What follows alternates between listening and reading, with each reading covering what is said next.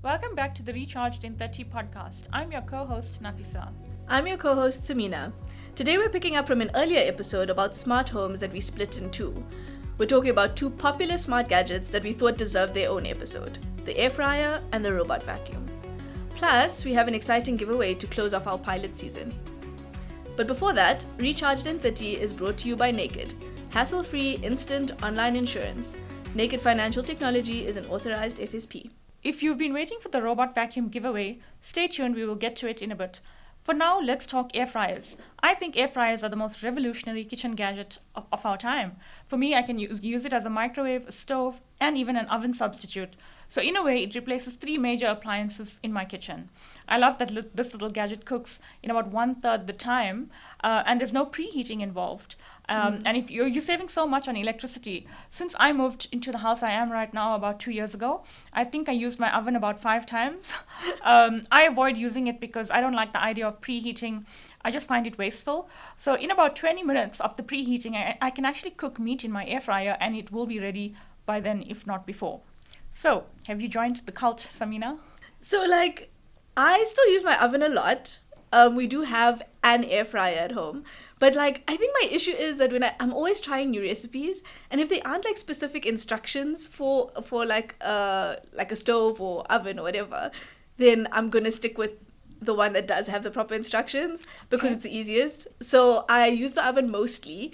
But now that Woolies has a lot of their pre-made food with air fry instructions, I actually use it a lot more. So I won't lie, I love those Woolies pre-made, what do you call them? They I don't know whether they're semi-cooked. You just have to pop them in the air fryer for 8 to 9 minutes. Yeah. I gotta admit, I do love those as well. Right? It's so great. The one thing I do really love that I've seen is the air fryers that have the two different sections that you could put at two different temperatures, because that's something you can't do with an oven. So if you're making roast chicken and vegetables that need to go at different temperatures for different times, then I think if I had to get one, that would probably be why. Yeah. You've reviewed a bunch of them. What's the most important thing to know before you get an air fryer? So I think definitely the size of your family and what you will be using it for. If you're just one or two in a household, you will be inclined to buy a normal sized air fryer. But if you have a bigger family, definitely one of those double XL sizes or the bigger units that look like mini ovens, I think that you were alluding to. That said, coming from a household of two, I love my double XL. I feel that the small ones are too small for what I need it to do, which brings me to my next point. What is it going to be used for primarily? I put everything inside it. I cook steak, fish, chicken, patties, sausages, samosas, eggs, veggies, fries, pies, pizzas, mini cakes, cheesecakes. I think I'm even missing stuff. I even baked a low-carb bread in it once, using a premix, of course. But yeah, even my cooking chops, cooking chops. When I was much younger, I remember I was living abroad in Wales and my father-in-law came to visit and I thought, I'm going to make some chops for him, and I just thought you just brown the two sides on the pan and I served it to him and it wasn't cooked. I was very embarrassed. But today, fast forward to however many years later, I can confidently say I love cooking chops in an air fryer. I would not cook it on a stove again. Oh, wow. Did you say you said cheesecake and eggs? Yes, I said all the things. I try to cook anything and everything. I'll put it in my air fryer. Wow. The eggs caught me by surprise, but actually the cheesecake I've had, that baked busk cheesecake that you make in the air fryer. Okay, it's actually amazing. It's once wild. you make it, you wouldn't want to even buy cheesecake, to be honest. It really is good. But then where do you find instructions on how to cook all of these things? So I actually make it up as I go along. You know how I mentioned an air fryer is a mix of an oven, stove, and microwave? So to me, if I can put something in any of those, I can put it in an air fryer. And based on my experience over the years, I think a good rule of thumb is that if you put it on 180 degrees, and if for anything between 8 to 20 minutes, I'd say, depending on what you're making. But if you're reheating a pizza or something, you probably would need 3 to 5 minutes. So I think if you go with that, you can kind of put almost anything. I even surprised myself a few months ago. I made these Dutch baby pancakes from a YouTuber who I follow a lot, and it calls for a skillet to be preheated in the oven, carefully removed, and you pour your batter in, and then you blitz the ingredients before that in NutriBullet, and then you cook it. So I thought there's no ways I'm going to preheat my oven. I'm not doing that anymore. So I actually made up my own method. So with some quick thinking, I decided to why not pop the mini ramekins in the air fryer for 2 or 3 minutes, to sort of heat it up, remove it with oven gloves, obviously, because now it's hot. Pop the butter inside, swirl it around because it's already hot and it's melting immediately. And then you pour your pancake batter and you bake it. So I thought this was a genius hack. I even shared it on my Instagram stories and received a lot of positive responses. Yeah. And one was from someone who didn't actually own a skillet, and she said she was very excited to try this method. So I think it comes from experience that you can deduce what you can get away with, and plus the cooking times. And if you use the 180 degrees rule, I think it'll work. And then in an air fryer, unlike an oven, you can open it at any time during cooking. I'm not sure if you know of this. And it won't affect the food. So you can also check as you go along. So I honestly think you can't go wrong here. You can't make a mistake. That is very cool. The lengths you went to avoid using an oven is amazing to me. But that you found like such a great hack to cook, because the heating, so preheating, skillet, now you need to put something in the oven, something that you might not even own. So like this lady said, like she was cool, like so keen to try it, because she didn't have the other tools. So it even like reduce the number of tools that you needed. Exactly. You could just use something that you already have. That's really cool. And as for being able to check on it in between, I'll say that is such a win, because when you open the oven, now you're scared, you've lost your temperature and like big stress. But like this is great, like getting to live by trial and error.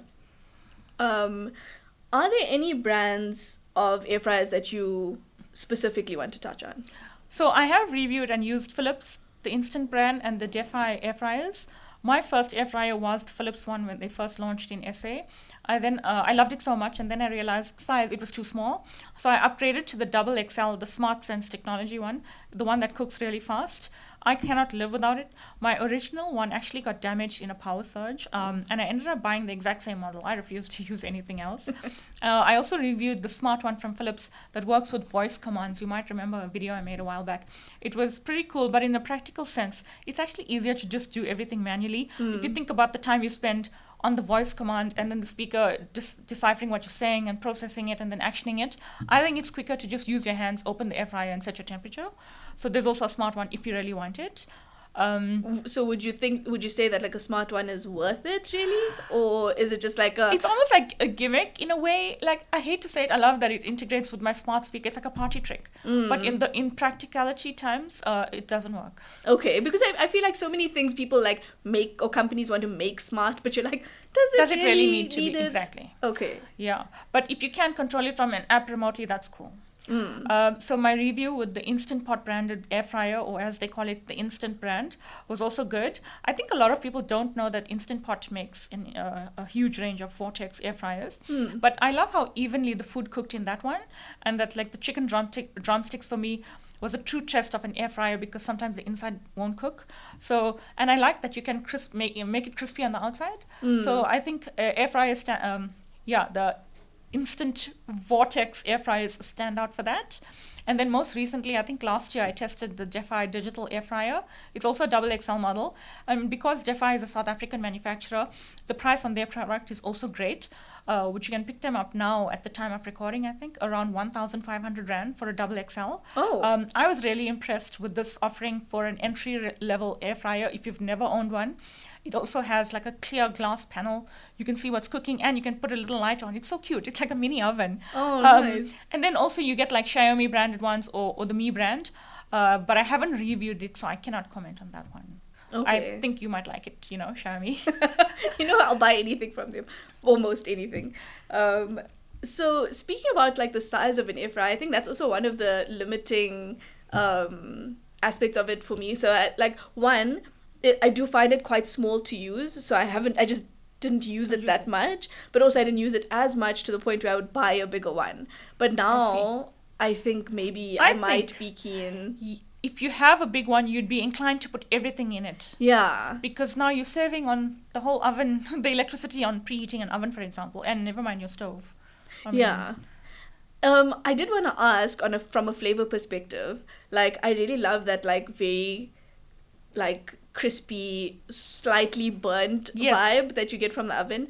Can you still get that from like cooking in an air fryer? I found that with the Instant one actually. That was the one was closest. But yes, so you can cook your food normally on 180 degrees at 20 minutes. And if you want to do that crispiness, just put it up to 200 degrees for like 3 to 5 minutes, just to add that extra char. Okay, amazing. Yeah, because that caramelized taste is so Yeah. great. I wouldn't want to lose that. Good to know that you can still have that. Yeah. Okay, amazing.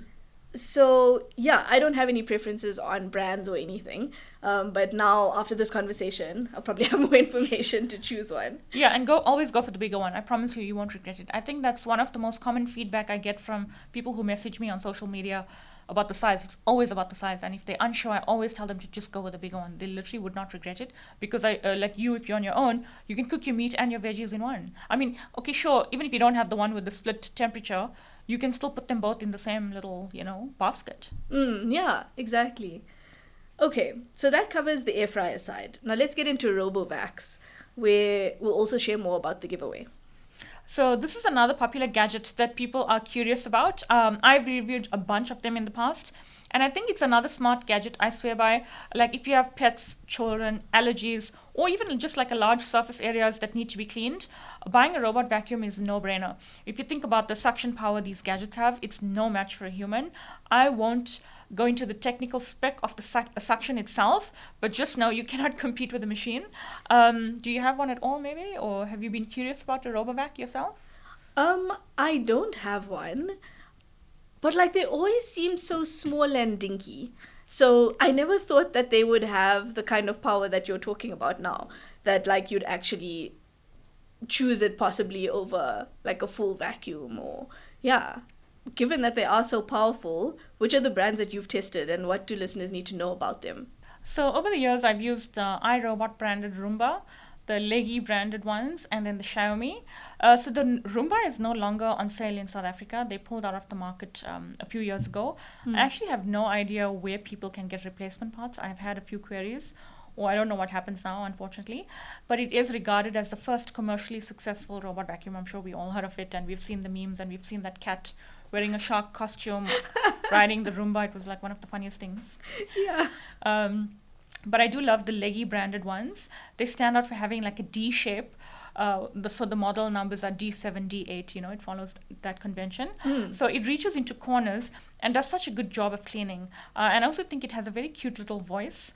The audio cues that let you know if it's starting, returning, or if it's charging, and the water levels, whatever. It's very cute. Yeah. Then you get the Xiaomi ones, which I also love. Xiaomi, as always, stands out for having like great entry-level options. And they also launched the self-emptying one last year, which is what I currently use as well, alongside the Leggy D8. And the D8 is available on its own, and then you can buy an optional cleaning station, or you can just buy it at a later stage. So if you're planning in advance, you can just get the robot vacuum as is, and then the cleaning station where it sort of cleans the mop and cleans the water and that kind of thing. And then other brands to consider that I have not tested myself but cannot vouch for. They like the Evovacs, the Bennett Reed, Eufy, Milex, Taurus, to name a few. Sure, that's quite a lot of brands that have the robot vacuums. It's actually very overwhelming for a consumer. For example, if they go on to Takealot or Yuppiechef, wherever, and search to buy one, you see a lot of brands that sometimes we've never even heard of. I'm sure if I go now and take a lot, I'll find a whole bunch of brands that I've never heard of. And it's very difficult to then recommend these brands because I have no background knowledge of where they come from, how readily the parts are. Because some brands, they do give you parts in the box. So I think if anyone's listening and they do want one, they need to factor all of this. Sure, the brands that are no-name ones, I say, with air quotes, no names. Yeah. You also got to know whether you can get replacement parts, how easily accessible they are, and what's in the box. So yeah, keep that in mind. Rather go for a trusted brand or one that has been on the market for longer. Okay, cool. So I did have a question about, so if you don't get the cleaning station with the robot vacuum, then do you just clean it yourself? Yes, you have to empty it. Once it's done with the vacuum, you open the part and you empty the little bit, the container that collects the dust. Then you would obviously, it won't be a self-emptying robovac. It'll just be a standard one. Okay, the self-emptying sounds so awesome though. Actually, yes, we will touch on that in a bit. I feel like you can like set it up and like forget about it for a while. Yes. That's so cool. And then I also wanted to ask about the corners. That's another thing. Yes. So because they were all around, in my head, I'm like, how are these things going to clean corners? That's why I think the leggy, the D-shaped ones are brilliant for that. I used to love watching it clean my kitchen towels because you're just watching it go along the edge and very neatly turning. And because it's not round, it's like, I don't know how to explain it. It like just gets to every corner and it promises that it'll clean every bit.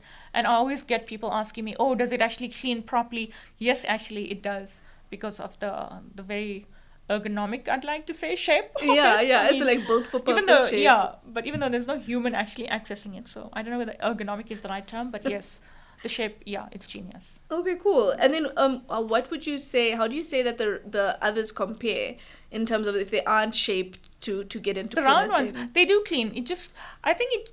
You need to really scrutinize it to see. I do think they clean well, but I just feel with the D, it was so genius when you watch the videos and how it goes into corners and turns.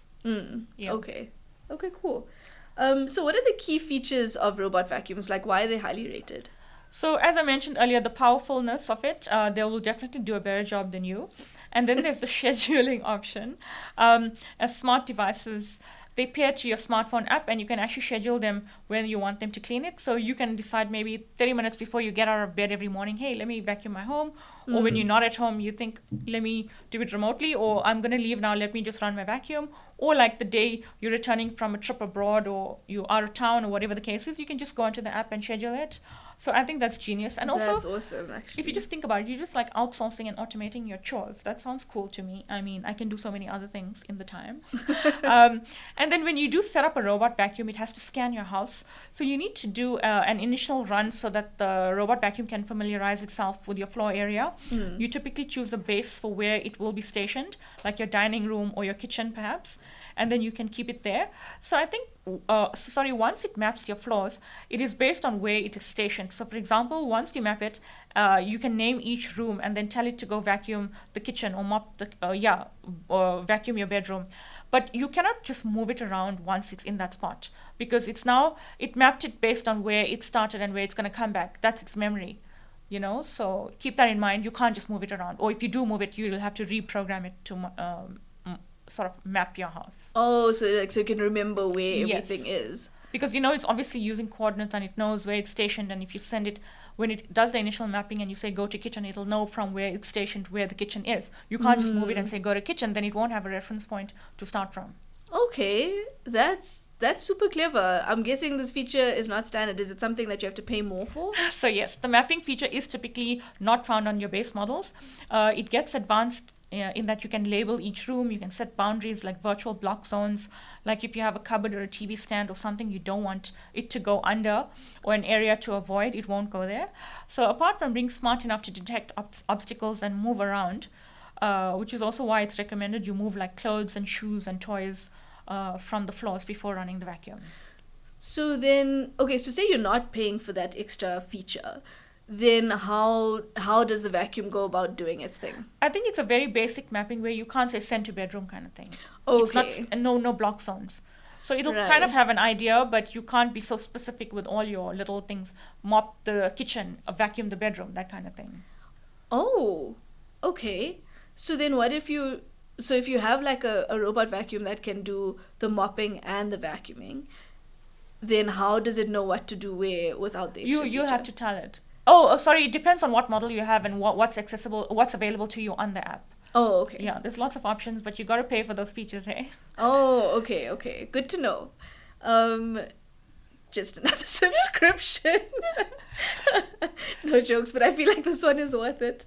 Okay, so speaking of floors and carpets, do the robovacs do both, and how do they know the difference? So most of them will do most floor types, like your sweeping and mopping, and some of them can do carpets properly, and some not. You also need to pay attention to the specs once you want to know what you want to buy, and take note if it climbs.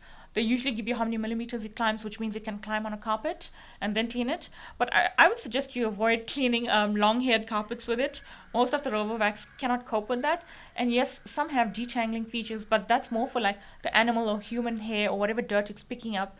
so it detangles before it goes into the bins inside the robovac. What? Yeah, and then in most cases, you should get a normal mode, an eco mode, and then like a turbo or deep clean. So if you have a bit of a messy kitchen, you can send it to do more thorough cleanup, and most will have mops as well. So apart from sweeping up and vacuuming, it will mop. And you also need to pay attention to the detergent for these. It's usually from the brand itself. You can't just put any like sunlight liquid or whatever the case is inside it. Yeah. So those are things to look out for. But yeah, I think for carpets, just keep in mind, I think it cleans tiles and hard floors better than carpets, if I'm being honest. Yeah. Okay. But you can in like a pinch. Yes, no, still most of them it. have the suction features, and I do the Xiaomi one I use does clean my carpets. Okay. Okay, cool. Good to know. So there's something else I wanted to touch more on, and in relation to the competition. How do the self-emptying ones work? So this feature is typically on higher-end robots, as I mentioned, because the ones you have to empty and because they do it for you, like the Xiaomi X10 Plus. It comes with self-emptying dock. And surprise everyone, this is the model we've chosen to give away thanks to our sponsors, the Naked Insurance app. Yay! This comes with a huge docking station, and the good thing about this is after a vacuum and mopping session, it empties and cleans itself up. Like you don't have to go in after it. It'll also wash the mopping pads, and it does the hot air drying, and it refills the water from the supply you make sure it has. Oh my gosh! And then it has some other fancy features like AI advanced 3D obstacle recognition, avoidance, laser navigation, the ability to scan and map in 360 degrees. So you can think of it as as a small self-driving car in your home, because actually that's what it is. So I love how powerful the vacuum cleaner is as well on the carpets, this particular one. And I also love this model also because if you do have allergies, the self-emptying part means you don't have to come into contact with the dust. I know for me, I will not stop sneezing. You mentioned earlier, how would I clean a normal one? When I used to just sneeze continuously after emptying it, so I couldn't. So yeah, I did try to bravely do that, and I couldn't after a while. I just realized that's not for me. No, but this is wild. I didn't realize just how brilliant it is. Like that you don't have to have very much to do with it at all. And if it's got like a standard station that it like chills at, then you just start it off when you need it. Yeah. And if you can send it where it needs to go, okay, look, this subscription will be worth it. It sounds amazing. I'm actually fully blown away by this. Yeah. Anyway, this is just peak me being blown away by something that you've written about how long ago? Yeah, last year the review of this went out. Yeah, exactly. Okay, so this sounds like the perfect model to own, which is why we're giving it away. All you need to do to enter is click on the exact link we have on the description for this podcast, or check out Nafisa's Tech Things newsletter going out on Tuesday at 12 o'clock p.m. for the link. You simply need to get a no-obligation quote from Naked Insurance, and all entries will be tracked from that link. That's why you need to make sure that you're clicking the right one. And for a bonus entry, just let us know on any of our platforms, Instagram, X, Twitter, LinkedIn, or Threads, or even the Tech Things newsletter comment section, what your quote amount was for what you chose. So from the Naked Insurance quote, what your amount was, so that we know that you did it, and you can get a quote for your car, home, contents insurance that is obligation free, so you don't have to actually sign up with them. Just get the quote in as your entry for the competition. Yeah, that's right. So you have 2 weeks to get your entry in, starting on Tuesday, the 3rd of September, the day this episode drops, and until Tuesday, the 17th of September, the whole day until midnight. So remember that you have one entry per person from the Naked Insurance link and one bonus entry through the comment on our platforms. And we will announce the winner on all Recharge social platforms the next day on the 18th of September, the day after the competition closes. We're really excited for this giveaway, and I think I can vouch for it as I have reviewed this device on Recharged, as I mentioned to Samina. So imagine the convenience of just running a robot vacuum while you're in bed, while you're away on holiday, about to return, or when you leave home and forget to run it. You can just open the app. I didn't even get to mention that if you open the Mi Home app, you can send it to your room of your choice. You can custom clean it. You can do a deep clean. You don't even have to empty and clean it until the app tells you that it's time to do so. And if it runs out of power during a cleanup, it will also go back to the docking station, recharge itself, and then go back to where it stopped to continue the cleanup. But I have to say this feature is on all robot vacuums. So this is a smart device that you don't actually have to monitor. The Mi app lets you prompt when to clean the mop pads, or rather, sorry, the Me app will let you prompt it to clean the mop pads, set up like a do not disturb period, and you can check your consumables. The consumables management is great. It shows you when you need to replace the filter, the brush mop pads, and the disposable bags. Can I also ask, how much is this robot vacuum worth? Last year when I reviewed it was around 20,000 if I'm not mistaken. It might be around 18 now, I think. Sometimes there's a slight price drop, but yes, it is worth, let's say, between 18 and 20,000 rand. That is, guys, please get entering. You can win this 18,000. Okay. Anyway, I can't think of a better way to end off our pilot season for Recharged in 30, the podcast. We hope to see your entries come through, and thank you so much for tuning in and for all your feedback. It's been such a wonderful experience, putting together this podcast with you guys listening. Thank you so much for listening in. That's right. You can get a code for your car, home, or contents insurance in just 90 seconds using the link in our podcast description.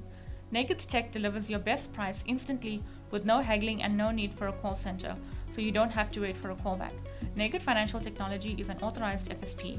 And that's it for the pilot season of Recharged in 30. Thank you so much for tuning in and your wonderful feedback.